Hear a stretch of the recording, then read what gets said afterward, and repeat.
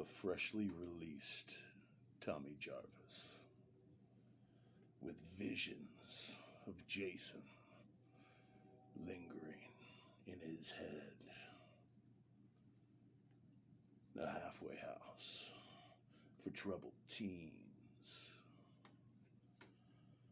A vicious murder. And a myth that apparently can't die. Mama. Mama.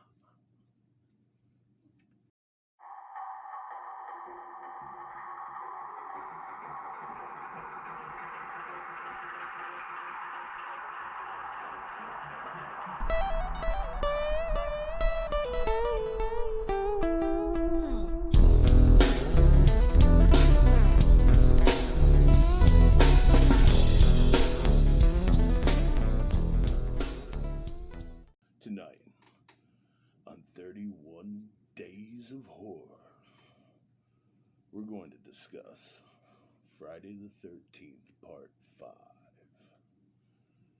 A New Beginning. Now, this is a very much maligned entry into the Jason series. A lot of people don't like it for the same reason they don't like Halloween 3 Season of the Witch, because it's not really Jason.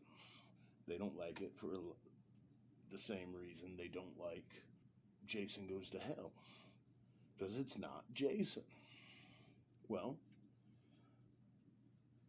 I think this one's pretty fucking good, and I think they used an angle, if you will, of the Jason mythos that we don't see in any of the other movies. In all the other movies, except for Part 1, it's Jason.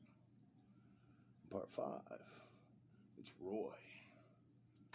But we don't know that. We just think it's Jason. And that's fucking awesome. At the end of Part 4, it's alluded to that Tommy Jarvis's experience with killing Jason left him unhinged, crazy, perhaps as deranged as Jason was. Part 5 picks up right where 4 left off, with Jason dead. We open with Tommy making his way to Jason's grave just to watch as 2 men dig up Jason to see him. And that's when Tommy watches Jason return. Now, it turns out this is all in Tommy's mind. It's a dream. Tommy's moving from the insane asylum that he had been living in to a halfway house.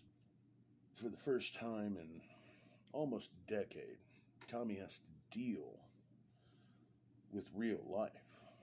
This sets our tone. And in A New Beginning, we get the only other film in the series, other than the first one, that has a whodunit mystery to it. Now, could this movie have been scripted better to follow that concept? Abso-fucking-lutely. They just went in for kills when they should have been focusing on other things. But throughout the entire movie, we're almost red herringed into thinking that Tommy is Jason, although they didn't put enough effort towards that. He runs off and then people die, so you think it's Tommy, but in the movie itself, no one at all points the finger at Tommy. And I mean, that's a missed fucking opportunity. It should have been, we all think it's Tommy. It's Tommy. Tommy's fucking doing this. And from his mental state that is shown in the movie to his apparent fucking unexpected strength when he picks the dude up, then when he beats the shit out of the fucking neighbor guy, the neighbor kid, Tommy is quite possibly the new Maniac. He could fit that bill, but they don't focus on it enough. This is the only Friday movie that's not set on Crystal Lake or in Forest Green, what Crystal Lake eventually became.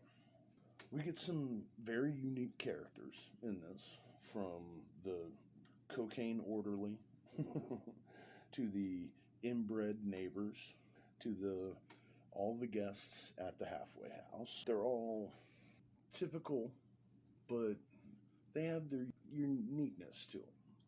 Now, none of them are developed enough throughout the movie. Oh, fucking Demon and his issue with enchiladas. To the homeless guy that they set up at the neighbor's house. The next time you see him, they kill him off. It's like they set up enough characters that who's Jason? But they just don't fucking follow through. The inciting, vicious, brutal murder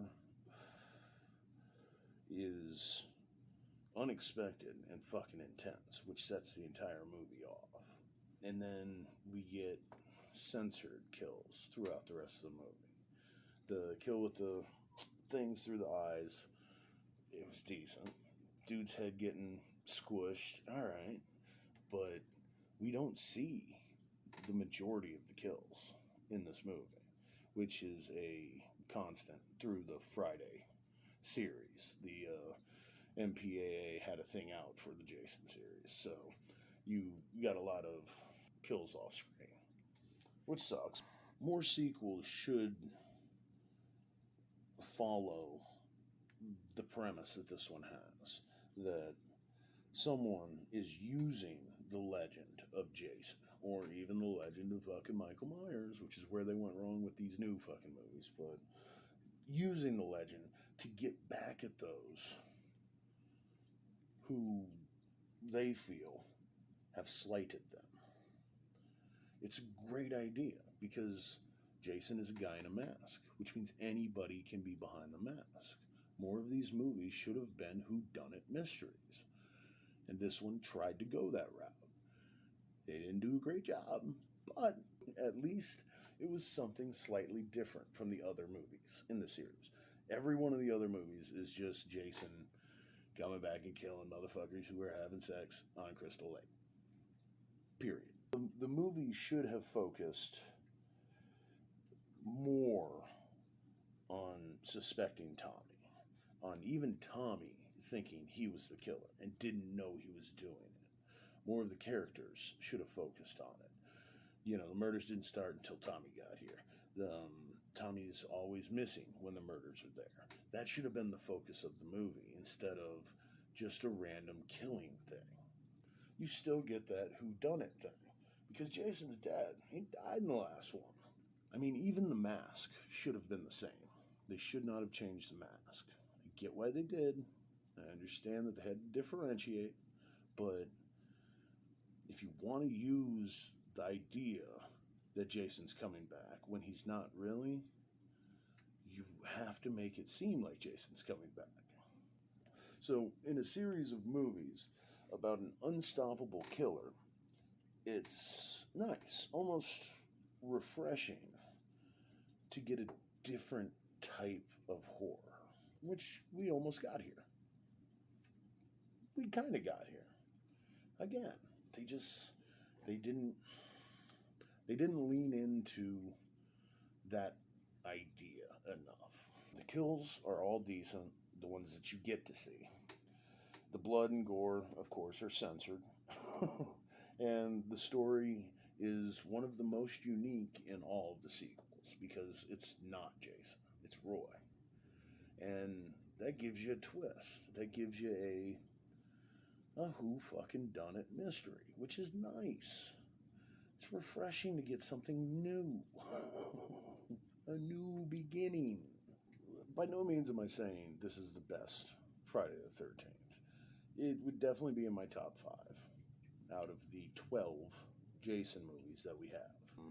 I'm going to give it 4 out of 5 burritos. for its unique take on the concept of Jason, that he is a myth, he is a legend that everyone knows. And they never specifically say where this takes place. But in the movie, the mayor and the sheriff both talk about Jason as though they know who Jason is. So it's got to be at least close to that area. The kills are decent, the ones you get to see.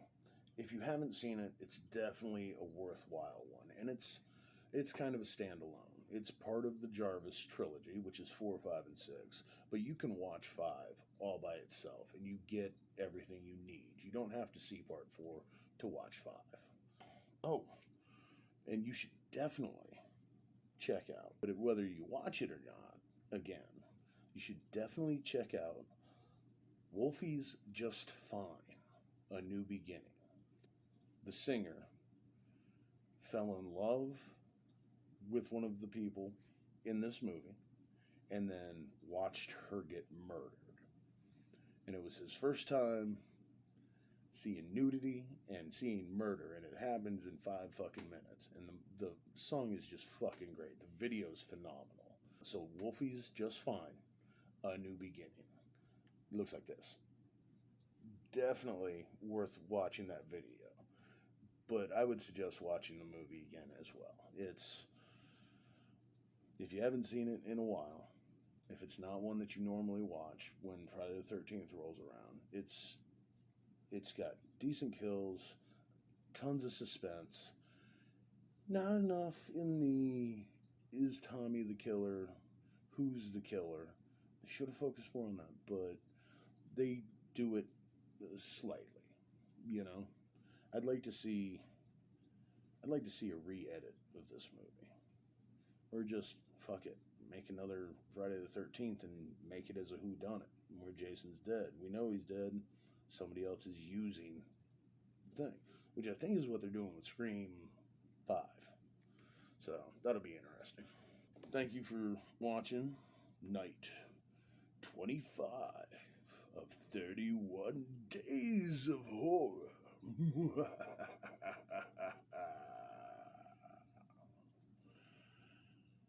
Come back tomorrow. See what else we watch. Just got to be good ones from here on out, right? I can't get mad at a movie now. We're almost at Halloween. Anyways, come back and see what we watch tomorrow. Later.